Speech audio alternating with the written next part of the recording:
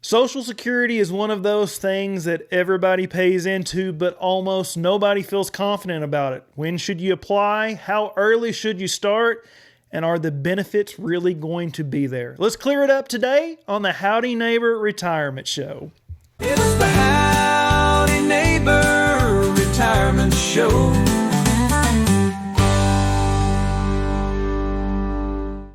Howdy neighbor, I'm Michael Andrews with Andrews Insurance and Advisory, and this is the Howdy Neighbor Retirement Show where we tackle real questions about retirement, Medicare, and Social Security.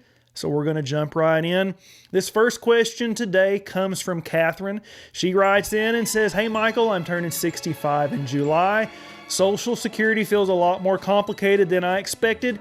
I'm not sure when I should apply, how far in advance I need to start the process, or how to figure out the best time to claim. Could you walk me through what I should be thinking about and what steps that I need to take next?" Catherine, thank you so much for the question. And by the way, you're not behind. You are absolutely normal. Social Security has a lot of rules and most people only have to make these decisions one time. So let's try to simplify this for you. Since you were born in 1961, your full retirement age is 67. That's the age where you can receive 100% of the benefit that you've earned. If you start at 65, you're starting 24 months early, so your check is permanently reduced by about 13%. If you wait until 66, the permanent reduction is about 7%. If you wait past 67, you earn what is called delayed retirement credits, and those stack up to 8% a year. So if you delay all the way to age 70, you can raise your benefit by roughly 24% compared to what you could have at 67. Now here's the part that matters a lot for someone like you who's starting mid-year, and it's what trips a lot of people up. If you start Social Security before age 67 and you're still working, you are under the earnings test. For 2026, the annual earnings limit is $24,480, and if you earn over that, Social Security withholds $1 of benefits for every $2 that you're over the limit. But in the first year you start benefits, there is a special rule. They can look at your earnings month by month instead of just the whole year. So if your benefits begin in July, they're mainly watching what you earn in the months that you're actually receiving Social Security checks. So in other words, what you earned earlier in the year before your check started is not what usually causes the problem. It's what you earn after the benefit starts. The monthly limit is basically the annual limit divided by 12. So for 2026, that annual number you're looking at is about $2,040 per month.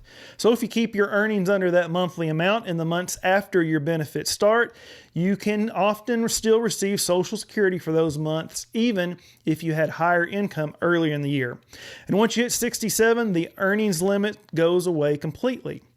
So here are the practical steps I would think about first if I was you. First, decide whether you want to start checks at 65 or whether it makes sense to wait to 66 or 67 to avoid that permanent reduction. Second, if you do want to start, plan to apply a few months ahead so you're not rushed. Third, if you're working, get clear on what your earnings will look like after your benefits start, because that's what can impact whether actually receive checks month to month in that first year. And finally, since you're turning 65 in July, make sure Medicare is handled correctly. Medicare and Social Security are connected, but they're not the same decision. Even if you delay Social Security, you still want to make sure you enroll in Medicare the right way at age 65 so you do not create a penalty or a gap in coverage. All right, Catherine, I appreciate the question. Now let's move on to our second one. This one comes from Gail. Gail writes in and says, "Hey Michael, I keep hearing that Social Security is going to run out of money, and honestly, it's got me a little worried.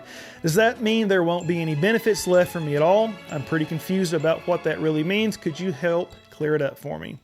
Gail, thank you for the question. And yes, the headlines make it sound like Social Security is going to just shut the lights off one day, and that's not what running out of money actually means. When people say Social Security is going insolvent, they're talking about the trust fund reserves, not the whole program. The trust fund can be depleted, but that doesn't mean the program shuts off. Payroll tax revenues continue, and that's what pays most of the benefits going forward. Here is the clearest way to say it. The 2025 Trustees Report says that if you combine the two Social Security trust funds, they can pay 100% of scheduled benefits until 2034. After that, if Congress does nothing, incoming payroll taxes would still cover about 81% of scheduled benefits. So it's not zero, it's more like a haircut. Something like instead of $1, you get about 81 cents. That's the realistic risk, a reduction, not a disappearance. Now, why is this happening? Well, it's mostly demographics. People are living longer than they used to. There are fewer workers per retiree than there used to be, and the math just gets a little bit tighter each year. That's why you hear this come up so often. So what should you do with this information? First, don't let fear push you into a permanent decision. Claiming early because you're scared can lock in a smaller check for the rest of your life. Second, build your retirement plan like a grown-up with Social Security as a foundation, but not the only pillar holding up the house. The best plans have flexibility, a cash cushion, a withdrawal strategy that can adjust, and a clear picture of what happens if taxes goes up, markets drop, or benefits get trimmed. And last, this is the part that a lot of people miss. Congress has a lot of levers they can pull, raising payroll tax cap, adjusting taxes, tweaking the benefit formula for higher earners, gradually raising the full retirement age for future retirees, and more. Nobody knows exactly what they choose, but historically, changes get phased in and they rarely blindside people who are already ready to retire or right on the edge of it.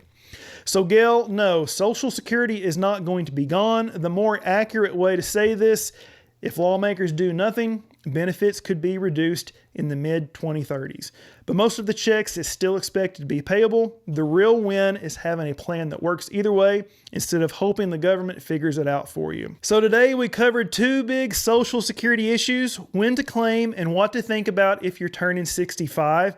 And then, what does insolvency really mean? What it does and does not mean for your check.